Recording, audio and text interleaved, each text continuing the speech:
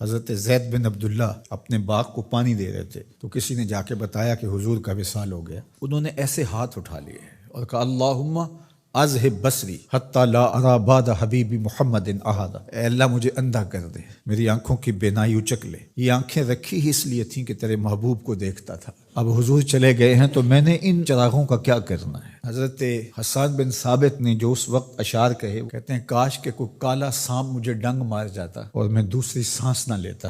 اور حضرت سیدہ فاطمہ کے جو قلب اطہر کی کیفیت تھی، سبت علیہ مصائب لو انہا سبت علی الایام سرنا لیالیا، میرے اوپر جو مصیبتیں ٹوٹ پڑی ہیں وہ اگر دنوں پہ ٹوٹ پڑتی تو وہ کالی راتیں بن جاتی۔ حضرت عمر رضی اللہ تعالی عنہ تلوار نکال کے کھڑے ہو گئے اور کہا کہ جس نے کہا نا حضور کا انتقال ہو گیا میں اس کی گردن اڑا دوں گا۔ تھوڑی دیر بعد حضور پرانی حالت کی طرف پلٹ آئیں گے۔ اب یہ کیفیت کتنی حساس تھی، ادھر منافقین نے چال چلنا شروع کر دی۔ انہوں نے کہا حضور کے دم سے ساری رونقیں تھیں، اب وہ چلے گئے تو اب کس نے نمازیں پڑھنی ہیں، اب کس نے روزے رکھنے ہیں، اب کون جہاد پہ جائے گا؟ جب وہ ہی نہیں رہے تو ساری کہانی ختم ہو گئی۔ تو انہوں نے اس طرح سے چال چلنا شروع کر دی اور حضرت عمر کہتے تھے کوئی بولے تو صحیح۔ کتنا نازک وقت تھا۔ اس وقت میں حضرت ابو بکر آئے رضی اللہ تعالیٰ عنہ، ان کا کلیجہ تو پھٹ رہا ہوگا، لیکن یہی موقع تھا حضور کے مشن کو، حضور کی فکر کو، حضور کے دیے ہوئے نظام کو سنبھالنے کا، اور اپنے جذبات کو کس طرح کنٹرول کیا ہوگا۔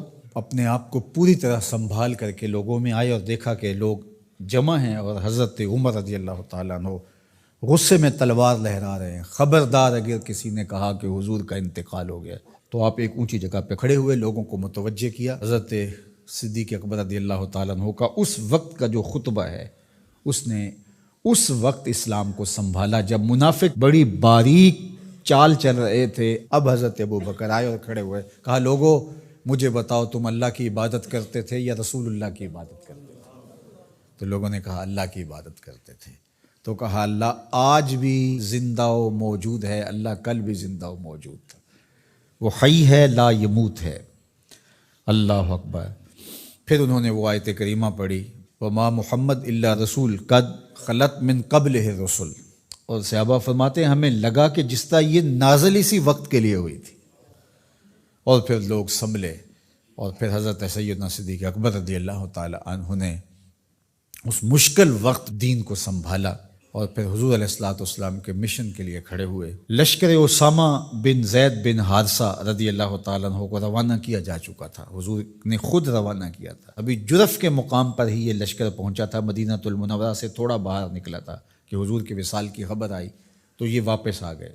تو بعض صحابہ نے کہا کہ اب مدینہ المنورہ کے حالات وہ نہیں رہے، اطراف کے اندر قبائل سر اٹھا سکتے ہیں جو دبے ہوئے تھے، اب حضور کے وصال کی خبر پھیل گئی ہے تو کوئی مدینہ المنورہ پر حملہ نہ کر دے، اور بہترین جنگجو اس لشکر میں شامل ہیں، تو اگر حملہ ہو گیا تو پیچھے سے دفاع نہیں ہو پائے گا، تو لہٰذا اس لشکر کو حکمت یہ ہے کہ روک لیا جائے۔ حضرت صدیق اکبر رضی اللہ تعالیٰ عنہ نے کہا کہ نہیں، یہ حضور کا روانہ کردہ ہے، جا کے رہے گا۔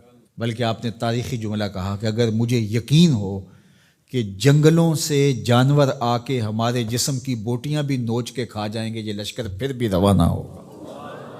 لوگوں نے حضرت عمر سے کہا کہ ضرور لشکر کو روانہ کریں، لیکن حضرت ابو بکر رضی اللہ تعالی عنہ سے اتنا کہیں کہ امیر لشکر کو معزول کر کے کوئی اور قریشی سردار بزرگ اس کا امیر بنا دیا جائے۔ 9 عمر لڑکا ہے، دوسرا غلام زادہ ہے، تو بڑے بڑے قریشی سردار اور جنگجو ان کی قیادت کو قبول کرنے سے انکار نہ کر دیں، تو وہ گئے اور جا کے کہا کہ بڑے بزرگوں کی یہ رائے ہے کہ آپ ضرور لشکر کو روانہ کر دیجئے، لیکن اتنا کیجئے کہ امیر لشکر کو تبدیل کر دیجئے۔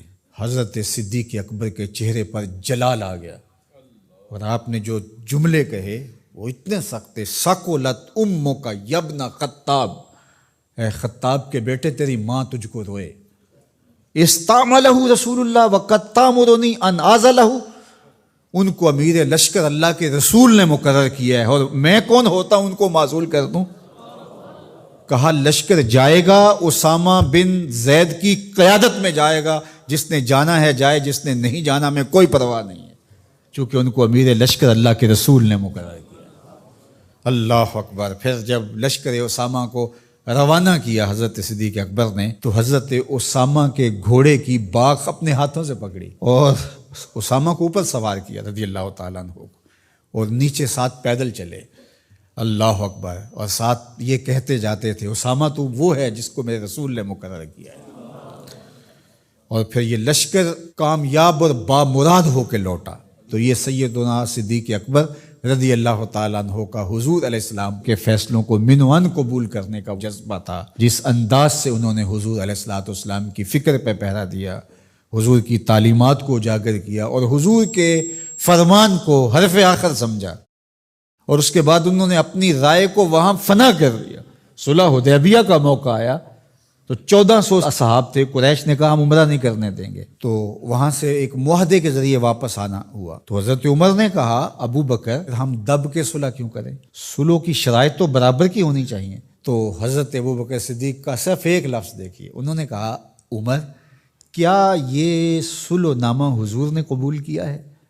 کہا کیا ہے۔ کہا ہوا رسول اللہ، کہا وہ اللہ کے رسول ہے۔